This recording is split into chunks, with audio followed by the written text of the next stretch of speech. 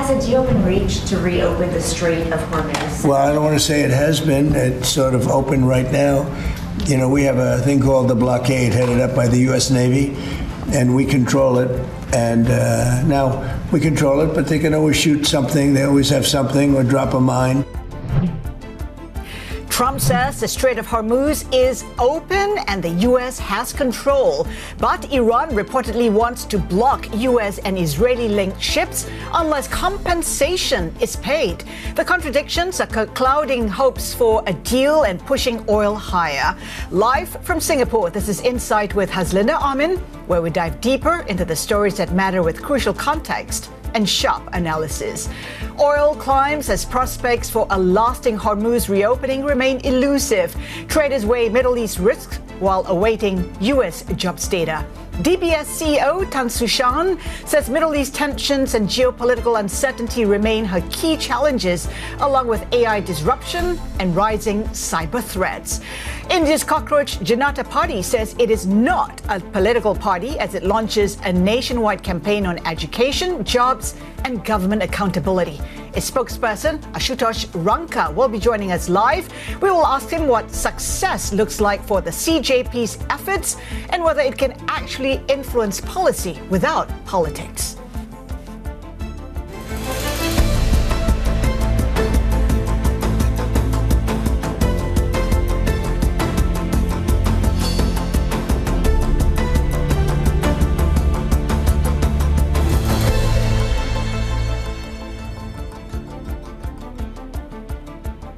Our top story today, Brent crude is again trading well above $80 a barrel after reports that Iran and Oman have agreed to a deal that the U.S. is unlikely to accept. According to local Iranian media, the deal would see U.S. and Israeli vessels banned from the critical waterway.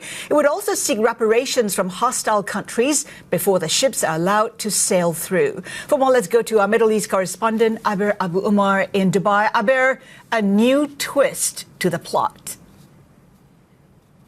Yeah, a new twist indeed that, as you have mentioned, Haslinda, Washington will be very reluctant to agree to. So what we understand from Iranian media reports is that Iran and Oman have come up with an agreement that will bar ships flagged to both the United States and Israel from crossing the Strait of Hormuz, and then will ask for compensation from what Iran calls hostile countries. Now, traders have been betting on the fact that this could be shipments from Middle Eastern countries, including GCC nations like Saudi Arabia and the United Arab Emirates. Now, the text of the agreement is now under review in Iran's parliament, again, according to those media reports. But this is all happening at a time where escalations in the Strait of Hormuz itself, Haslinda, are returning. What we have reported as well is that there were 2 hostile targets hit in the Strait of Hormuz. Now, hostile targets is a generic term. We don't exactly know if these were cargo ships, what exactly they were carrying, but Iranian media has classified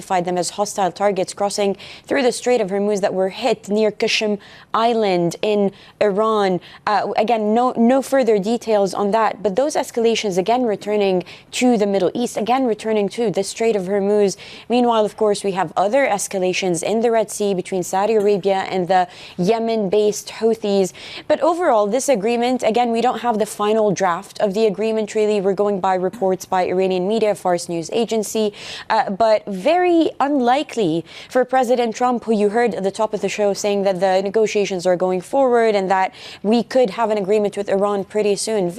Probably very reluctant to agree to a notion of the sort, despite the fact that there's very little ships that are flagged to Israel and the United States, and very little have actually gone through the Strait of Hormuz since the start of this war. But the premises of this agreement is something Washington will probably be unlikely to agree to. So we'll have to wait and see what President Trump wakes up to and what he decides to say on these reports. Aber, as you said, Trump indicating that the war will end soon, yet also suggesting the concessions will not be accepted. Square that for us. Where does it go from here then? that would have to depend on a lot of logic, Haslinda, and that is not something that we've been seeing throughout the course of this war. These back and forth arguments between President Trump and Iran have been happening since the start of this war. So you're seeing a sense of fatigue, even with oil markets. They're definitely reacting to the latest geopolitical headlines from overnight, but we're not seeing massive moves in the oil market. So to square it up, what we know is that President Trump, there is the reality of his midterm elections looming in November. There is the reality of soaring energy prices and the multiple media reports that suggest that the U.S. is running low on ammunition.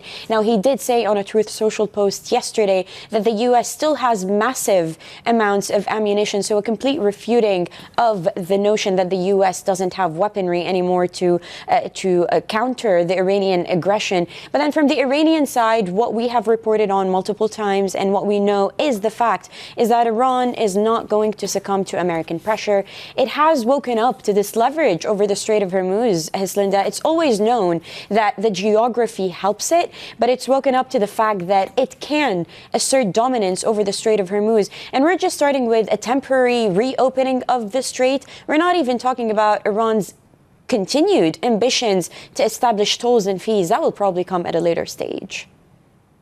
Aber, if we do see that deal between Iran and Oman, is that enough to get traffic flowing again through the Strait of Hormuz? Well, I'll just go by what our energy colleagues have been saying. The fact that the physical movement in the Strait of Hormuz is now currently either paralyzed or we're hardly seeing any ships actually moving through the strait. And then you also have the aggressions or the threat of aggression by either Iran or the U.S. naval blockade. That alone is enough to hinder ship owners from making their way through the Strait of Hormuz confidently. But what our energy colleagues say is that even if you have a full reopening in the Strait of Hormuz, whether it's under this deal or another deal that would establish a full-on opening of the waterway, the movement of ships and tankers and vessels through the Strait of Hormuz is likely going to take, in the very least, weeks, if not months. So that is the physical movement of those oil barrels through the Strait of Hormuz.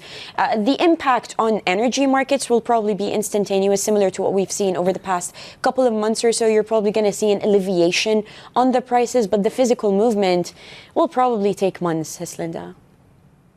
Aber, good stuff. Thank you so much for that. Bloomberg Middle East correspondent Aber Abu Omar in Dubai. On the back of that, let's do a check on markets. Oil in focus on the back of reports that Iran may restrict movements of Iranian as well as U.S. Shipping.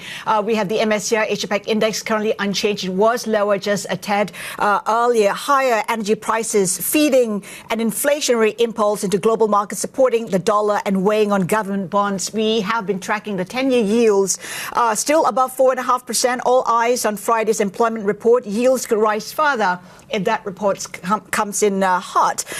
Taking a look at the yen, it's given up half its gains from the coordinated intervention that's fueling speculation. Authorities may step up intervention yet again. The yen at about 158.45. And if you're thinking about the broad market backdrop, that remains dominated by AI-related volatility, a theme we have reported extensively. In terms of the CSI 300, up 0.8%, the Hang Seng barely in positive territory. Let's get perspective from Karen Manna, Fixed Income VP and Investment Director at Federated Hermes. Karen, good to have you with us. I mean, we keep going back to the market sentiment, and we have to look at the fixed income market yields in particular. The long end, well, we've seen massive movements. What's the reading from that? What's the signal it is sending us? Thank you, Haslinda. Great to be here with you from Pittsburgh and representing Federated Hermes. You know, long-term bond prices include a significant amount of information.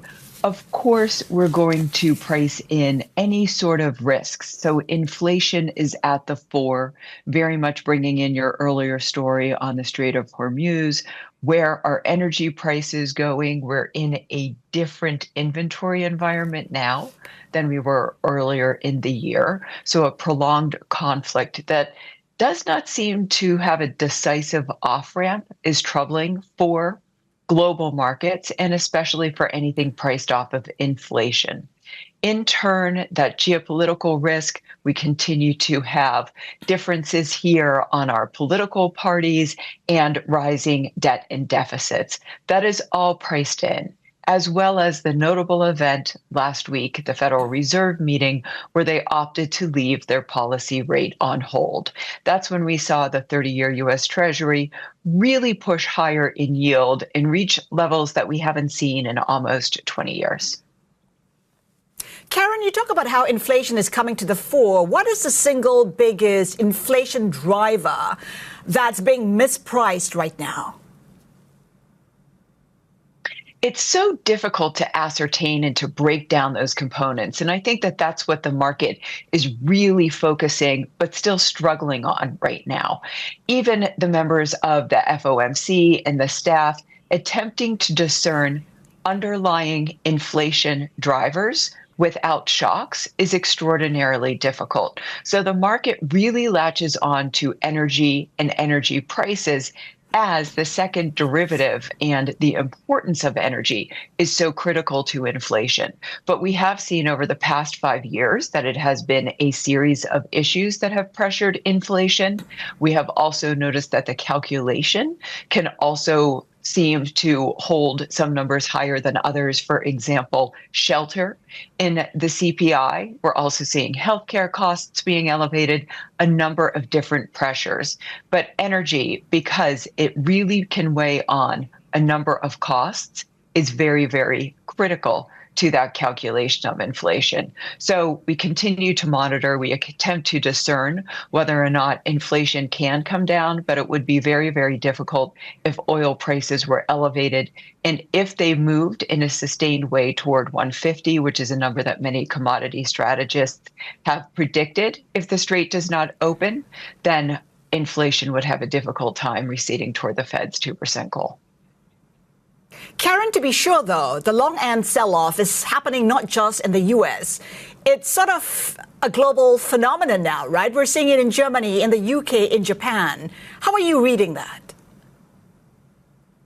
Well, all the developed markets are feeling the same trend. The overall deflationary theme is over. We're at a period where it's more inflationary, and that's because a number of broad themes have come to an end. We went through a long period of becoming a more global world, having sharp and strong trading relationships with one another, where we were putting production in other areas, selling globally. And really, we achieved the apex of that. Similarly, with inventory levels, I think that we learned through the pandemic that just-in-time inventory was perhaps not enough time in certain perspectives, and we've begun to build in more reserves in terms of inventory, and in some cases have, limited our trading partners across the globe. So a really different construct. We've also seen that many developed countries have taken on more debt, and in turn, the investors are seeking adequate compensation for the risks that they see. So really a sea change, a paradigm change after we enjoyed that really long deflationary period, and now we're in a slightly more elevated time of inflation and higher funding costs. Of course, we're awaiting the Friday employment report. I'm just wondering how sensitive the long end is to that report. What if it comes in hot? And how do you position for that? Well, if it comes in hot, Haslinda, I think you know that that long end is probably going to push higher on the economic strength. And at Federated Hermes, our macroeconomic forecasters are calling for a number of 99, which is probably in that Goldilocks camp of just good enough. The Bloomberg average, I think, right now is seeking about an $80,000 unit non-farm payroll number. We're looking for unemployment to hold at 4.2%. So we don't really need strong growth in that number for unemployment to hold steady at 4.2%. So I think that we will remain in a reasonable condition where labor is healthy but not quite tight. And even the members of the Federal Reserve have agreed that labor is probably close to equilibrium right now and not an area of inflation or an inflation impulse at this time. We saw Alphabet issue $25 billion in investment grade bonds, and that moved the long end 3 to 4 basis points. What is that suggesting to us? Well, it's been a very long, hot summer of AI supply in investment grade land. And while we were prepared for investment grade supply to increase this year, not only to fund AI and hyperscalers, but also M&A. And we also saw significant M&A activity this week in the investment grade corporate bond market. So the AI companies are issuing at that longer end, 30 and 40-year debt, and receiving some, spread widening there that is welcomed. We were hoping that a little bit more issuance would cause spreads to have a more dispersed environment and give us really an opportunity as bottom-up fundamental analysts to pick winners and losers. So this deal performed better than others earlier in July, even though you saw some softening. We are seeing in the grays, that secondary market, that the Alphabet deal today is performing fairly well. So you don't think we're anywhere close to saturation point, even though we saw, a tepid response for Meta and Amazon? Oh, you know your market so well. A tepid response is a great way to describe that one. And I think the Amazon deal, when they came for the second time, right, they issued in March and then they came back in early July. And the market, for some reason, did not react very constructively to that. And I think that we were at a point where we were waiting on earnings for the second quarter and the stocks weren't doing as well during that time. And there had been a significant amount of issuance in June. And the market did seem to, at that point in time, reach a saturation. I really like that description. But we had an opportunity to reabsorb, reassess, rethink, hear from these companies on their CapEx spending, and get a little bit more comfortable with the underlying fundamentals and the valuations. So spreads have eased out in a somewhat orderly way.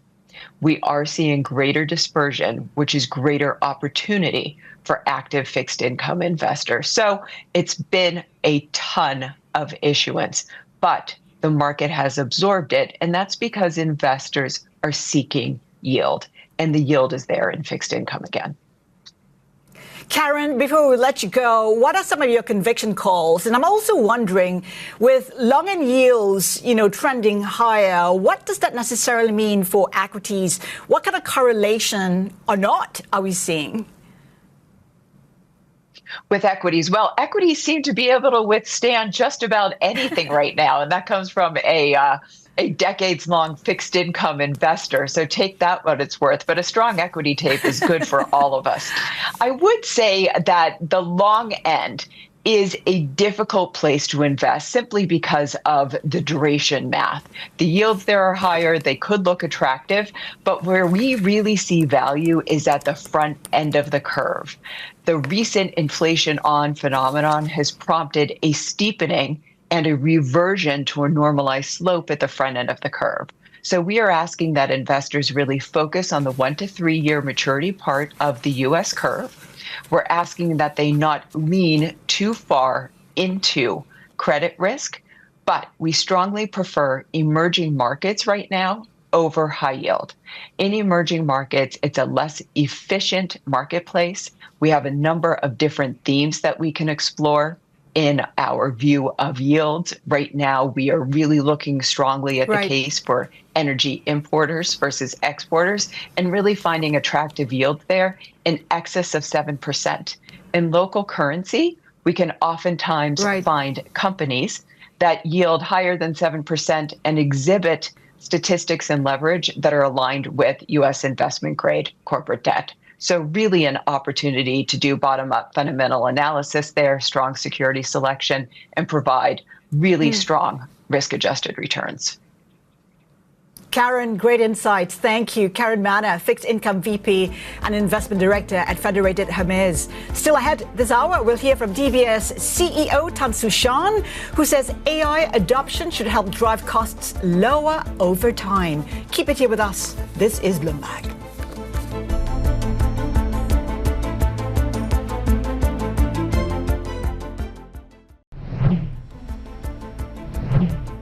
The CEO of DBS says the biggest challenges over the next year will be geopolitical uncertainty as well as AI's rapid evolution. Su Shan spoke to us about how the company is optimizing the new technology. So we've always said our total spend on tech will be around circa 10% of our total revenue. Honestly, that's been pretty stable and pretty flat. The irony, and I call it the paradox of token spend, is the more tokens you consume, the lower the cost. And we're seeing that tip now. And do you expect we're doubling our token consumption, and we're starting to lower our costs because of the cache, the memory, the optimization, the use of SLMs, etc. Our people are getting a lot smarter on how to optimize. So that's good. And when it comes to models, I guess the big debate is Western models versus the Chinese models, which are 80% cheaper, some say. How do you take that into consideration? We've always been open around not being too wedded to anyone. I think we have an open architecture. That means we're not overtly reliant on any one provider, whether it's an SLM or LLM or an AI harness builder, whatever. The key is to see who's good at what. Do proofs of concepts. We do POCs with everyone, really. And we figure out who's good. And then you figure out for yourself what is sovereign to you. What code do you want to own yourself? What sovereign code, what sovereign model, what sovereign AI harness you want for yourself and what you want to use as third party. So all this work is being done right now. There are institutions out there which have said no to Chinese models because of the risk involved. Does that keep you up at night? It's on whoever uses them to have your code, to put the right guardrails out. And we've got all our guardrails. And as I said, we're creating an AI harness, an AI control plane, so that we have the observability, accountability, and we have to patch. It's upon us right now to do that and do the right thing by our customers. So we're all over this, cybersecurity and the use of AI to counter AI, top of mind. 3 to 5 years down the road, how do you see AI, reshaping DBS? I think it will fundamentally change the way we work, right? And it means that workflows and work processes that we're used to in a vertical way will become more horizontal. It means that there will be things that, as an organization, you'll have to own. That's what I meant by sovereign code or owning your own code. There'll be things that you can buy, it's faster and easier, and that's fine. And things you own and you build. But what is important? What is the moat? What are your moats to keep you ahead? Because tech in itself is not a differentiator. Your own differentiation is, number one, your customer data, how well you use it. Number two, your culture. Whether do you have a culture of innovation? Are you fast? Are you nimble? Number three, trust. That money can't buy. But your customer trust in you is sacrosanct. And how do you protect that? So for us, it's all about making sure our data works end to end. You need to have ownership end to end from the moment the data is born to the day it's expelled from your system. Who owns it? How do you keep it safe? And how do you use it in a way that's explainable and useful to your customer? And then your culture of innovation, your people. People are telling me, the level 1 production engineering work is gone.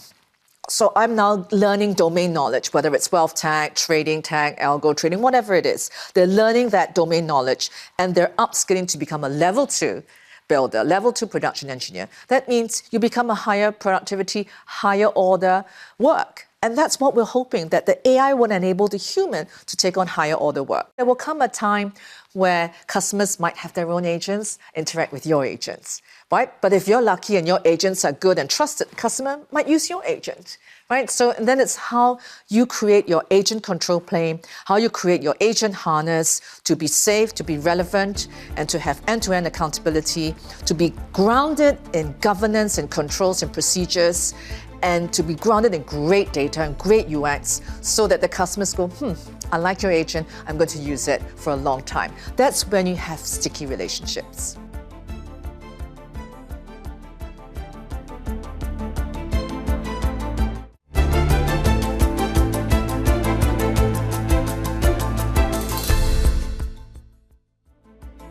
Welcome back. You're watching Insight. Sequoia Capital says situational awareness has invested $400 million in a company it has backed.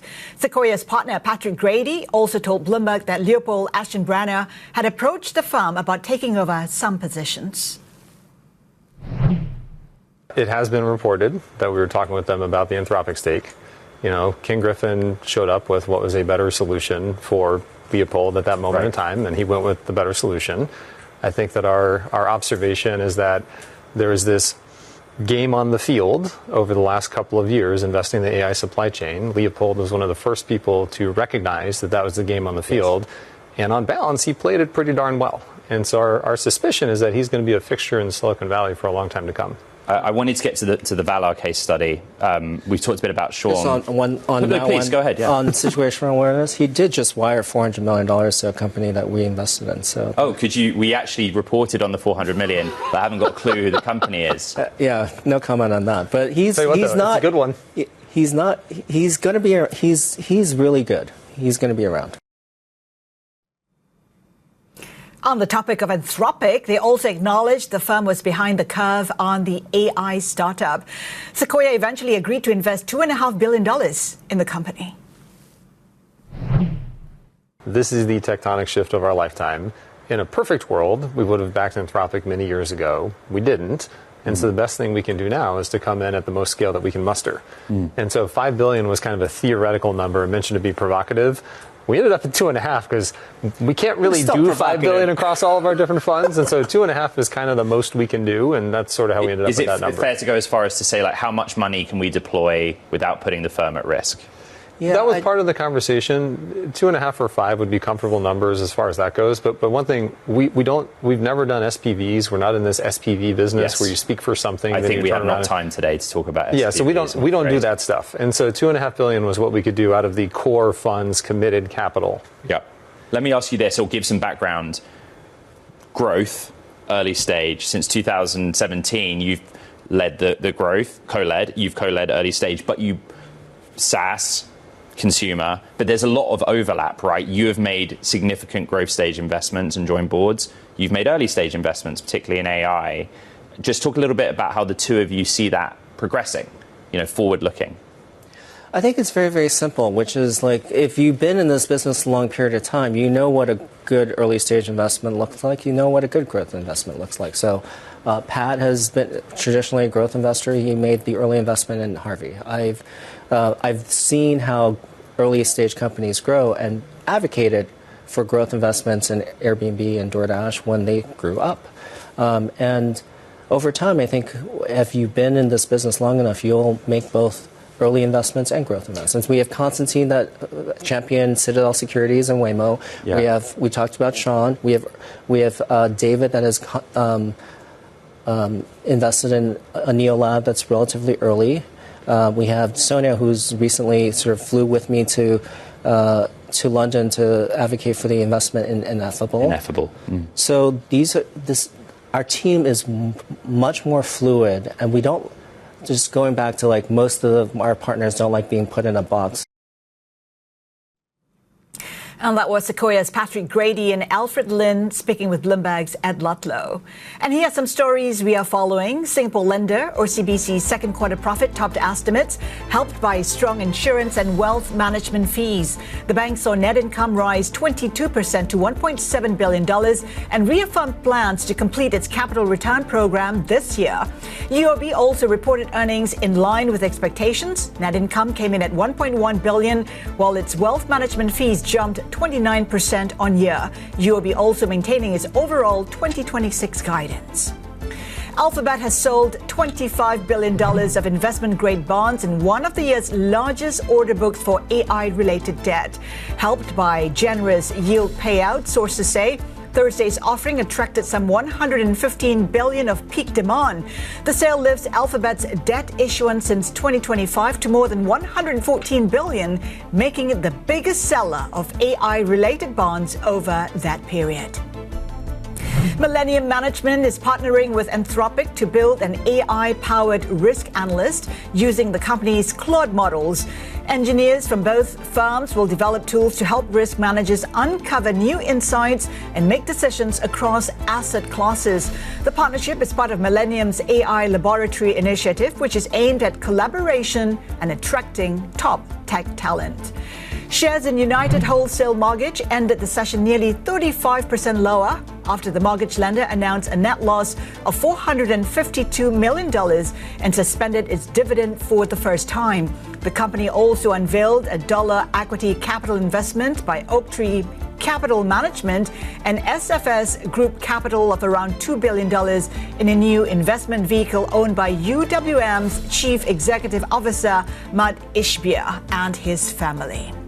And Jane Street is said to be in talks to refinance $11 billion of debt with investors including PIMCO in what could become one of the largest private credit deals on Wall Street.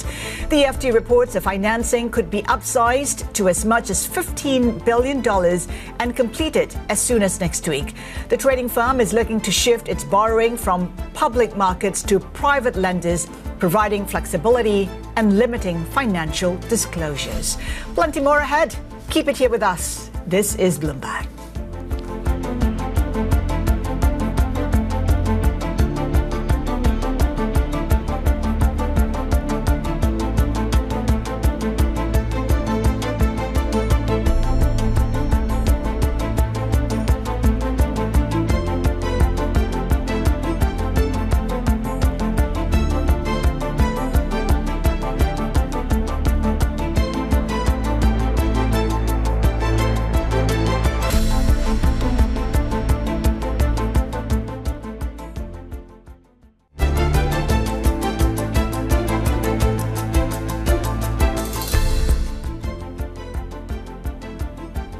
Welcome back. You're watching Insight. Bloomberg has learned DeepSeek is resuming its second funding round, seeking close to $8 billion. Let's bring in our China correspondent, Min Low. And Min, how much interest is there in this round of fundraising?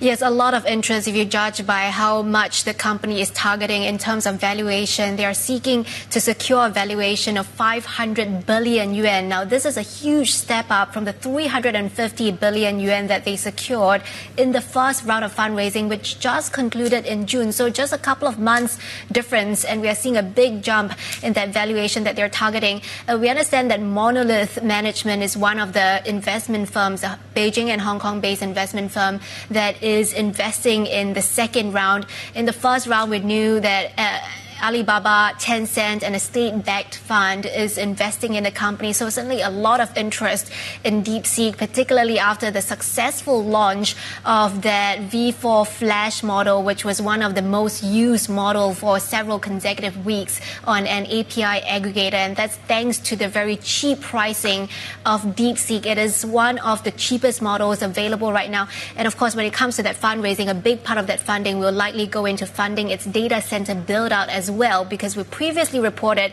that the company was looking to invest in building out a 1 gigawatt data center in Inner Mongolia. That is something that would cost tens of billions of dollars. So yes, a huge expansion for DeepSeek. It is riding high. Talk to us about the price hike, Min. Yes, this was announced yesterday. DeepSeek warning clients that it will be hiking prices significantly soon. It hasn't provided details as to how big a price hike it is, but combined with the news of the fundraising, perhaps taking money from external investors is also putting a bit more pressure on the company to pursue profitability here. But given that the pricing is still just cents compared to the several dollars that U.S. frontier models are pricing, even a price hike may not necessarily mean that it would match the level of pricing that we are seeing in U.S. frontier models. So there's still a big gap between what DeepSeek is pricing versus what some of the other frontier companies are pricing. But certainly this is seen as quite a positive move for the broader AI industry, given that many of these startups like Zhipu, Minimax, they are all still loss-making, right? So a step to price products higher could provide some relief and maybe allow other firms to follow suit to lift prices as well. So all in, it's good for people who are looking to invest in this industry. And Min, talk to us about Monolith. Its prominence has risen, and that's on the back of its investment in Moonshot, right? That's right. That is one of the backers of Moonshot, and it's now also looking to invest in DeepSeek. And this is coming as we just got the news today from Reuters that Alibaba is also looking at a new way to charge its customers for its open source model, particularly large users. It's looking to charge a revenue sharing agreement. So similar to what Moonshot AI did, Moonshot has a licensing agreement where while you can license their products for free. If you are able to generate at least $20 million in sales, the company wants a 30% cut of your revenue. So that's how Moonshot AI is making money off its open source products. And Alibaba is said to be following in that footstep. So again, this sort of changes the calculus when it comes to the path to profitability. Of course, this is still a major issue for many of these startups, especially the smaller pure plays like Zhipu and Minimax that do not have those cash reserves that the big companies like Tencent and Alibaba do from their other aspects of their business, whether it's advertising or gaming. So this is certainly a game that has to be, these companies have to be in for the long game for many years, and we'll have to see how long these rounds of fundraising is going to last them and whether they will need to look for more funds a few years down the road. Min, thank you so much for that. Bloomberg's China correspondent Min Lo.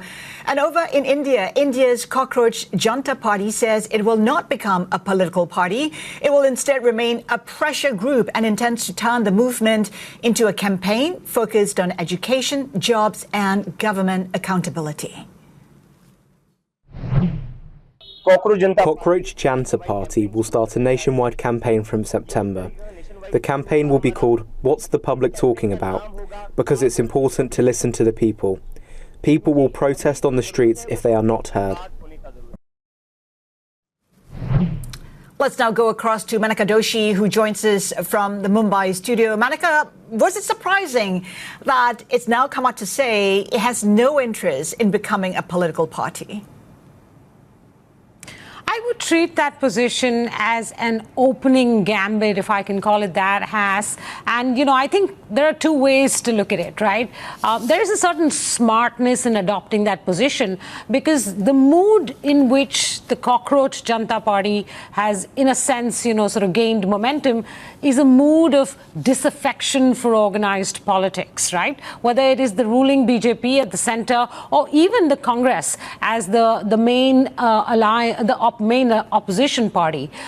Young people seem disenchanted with politics as it currently exists, which is why they took to in droves to something like the Cockroach Janata Party, which is not even a party, right? Really, it's only just an Instagram movement to begin with. So I think in one ways it could be considered as a smart initial position. But yes, you're right. The skepticism here is that will they be reduced to this fringe player? Because if you're not in active politics, you're not an insider. And then you're left on the outside. And what tools do you really have, right? You can go about, like they've said, collecting opinion from the public on what needs to change in education, in jobs, in government accountability. But then what are you going to do with that opinion? Are you going to be like a think tank or like journalists, you and me, right, who sit in newsrooms and write articles about this? How are you going to utilize that to sort of keep the momentum going? Are you just going to be reduced to the fringe? I think that's the really important question the CJP is facing. But having said that, Manaka, I mean, even as a fringe, so to speak, organization, pressure group, if you must, it has been quite successful. We saw 36 days of protest. We saw a minister getting fired. We've seen exam reform. So it has been quite effective in putting a lot of pressure and perhaps even bring change to policy. That's true, Has. Look, the best way I can put it is, like with markets, politics also works on the principles of greed and fear. There was significant fear, and there continues to be within the youth, within students, on what the future holds for them. Education is simply not providing the upward mobility that it used to, let's say, 10 or 15 years ago. There are fewer and fewer good jobs available. AI is threatening to reshape even what's left. On the greed side, there has been considerable political ambition to get bigger and bigger for the BJP, as a result of which they've lost touch with what's going on the ground to some extent, or at least they've stopped hearing the ground voices. Now, it is the combination of these two factors that created this incredible moment of alchemy that allowed for the birthing of the Cockroach Janata Party, the name which it draws from this very unfortunate comment made by the chief Chief Justice of India's Supreme Court. So you have to recognize the special circumstances in which the CJP has gained popularity. Let me put two other things to you, Has. One, they've had spectacular success in their first protest, as you've just outlined. But every protest from here on, or every action from here on they take, will be benchmarked with that. In the first protest, they were able to get the replacement of the education minister. They had the BJP and Prime Minister Modi on the back foot. How are subsequent protests going to measure up to the spectacular success of the first protest? Each action from here on is going to run into this wall of diminishing marginal utility. So I think that's the first bit. The second thing is, like we discussed just a few seconds ago, what will their utility be to the youth from here on? How are they going to build an organization? We haven't heard from them on that. Funding to sustain the campaigns that they want to run, organizational structure, strategy. So these are all questions that, I think will challenge this ragtag group of people that have revived the protest culture in India, at least for now. And you've got to give them credit for that. I don't mean to be just purely skeptical, but we are now seeing protests, among students in several parts of India. I read about students in a Bihar school that went on protest because their school building was in a great degree of disrepair. And they said, we will not study further till you fix this. And right now in Jharkhand, we have another big student protest going on, and curiously enough, this time the protest is by students against infirmities in the state examinations. The government of that state is run by the Congress party, and so the BJP is on the side of the students in this particular protest. So we're going to see some interesting stuff evolve around this protest culture.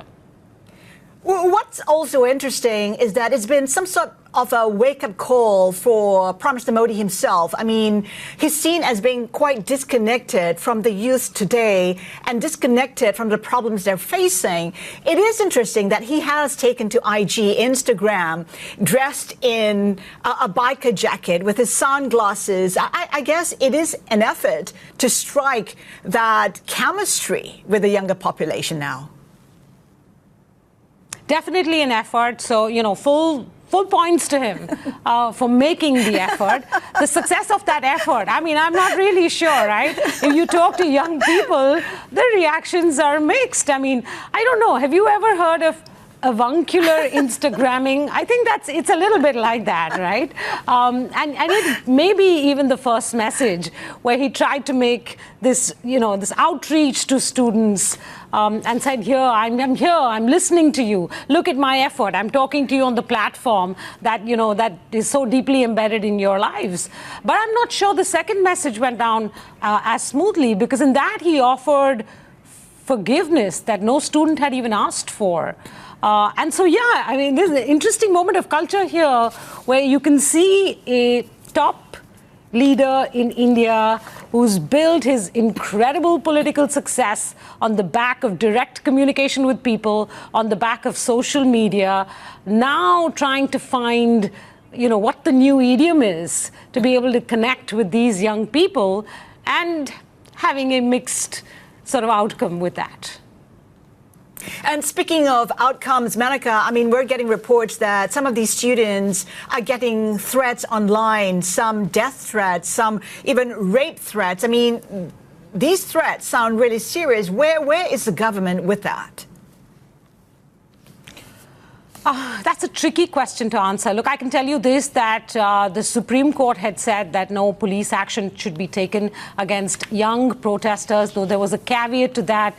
They said no action should be taken against those that may have that do not have any criminal cases against them in the past, or do not have criminal antecedents, is the vague phrase that they used. I'm not sure what that means, but this was broadly expected.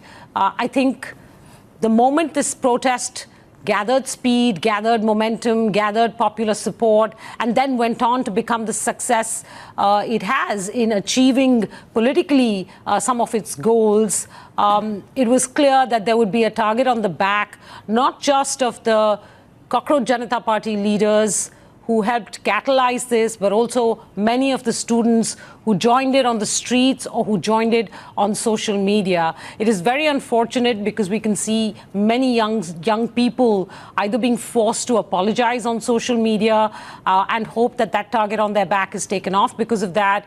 Others that have gone silent. But there is still a small minority stream of them that are back at making some of those very entertaining reels that had the nation gripped for all of last month, Has. Menaka Doshi, thank you so much for that perspective. It's 11:53 here in the Lion City. Let's do a benchmark check. In Asia under pressure on the back of developments in Iran. Of course, oil back in focus on reports that Iran may restrict access for hostile countries through the Strait of Hormuz.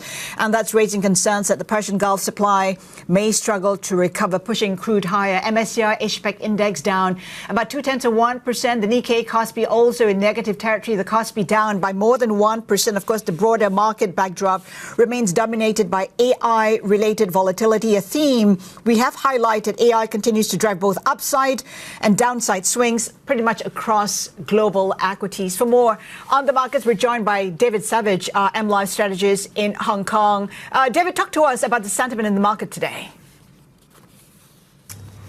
Yeah, I think there's certainly still anxieties about where we are in the AI trade. It's certainly getting more complicated, and I think we're seeing no longer rising tide lifts all boats. So I think that's one part, but I think the macro backdrop's a little bit in a holding pattern before we get to U.S. jobs on Friday. So I think in that sense, the dollar remains key. So if we have a really strong print in terms of U.S. jobs, then the dollar moves higher, and that could again put the macro backdrop in a more complicated picture again.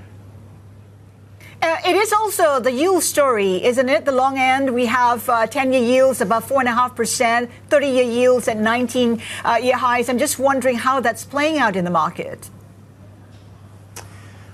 I think this is a big question, again, coming into U.S. jobs. We saw that yields could continue to move higher even when crude prices were moving back towards $70 a barrel before we had the last escalation in the Middle East. We saw that yields could move higher based on really strong U.S. economic growth. And so if we see signs, really strong print in terms of U.S. jobs, that U.S. growth remains very resilient, well, then I think you're going to have the market really start to pressure yields higher. And we're going to start to see, pricing towards, not just one hike in 2026, but potentially two hikes. And that could really, light a fire under the dollar again. David Savage, our MLive strategist in Hong Kong. Thank you for that. Before we go, here's a look at our shows next week. We'll have a stellar lineup of guests. We'll hear from the NYSE Group President, Lynn Martin, on the U.S. IPO pipeline, and we'll talk earnings with Titan CFO and Asus co-CEO later in the week. Keep it here with us. This is Bloomberg.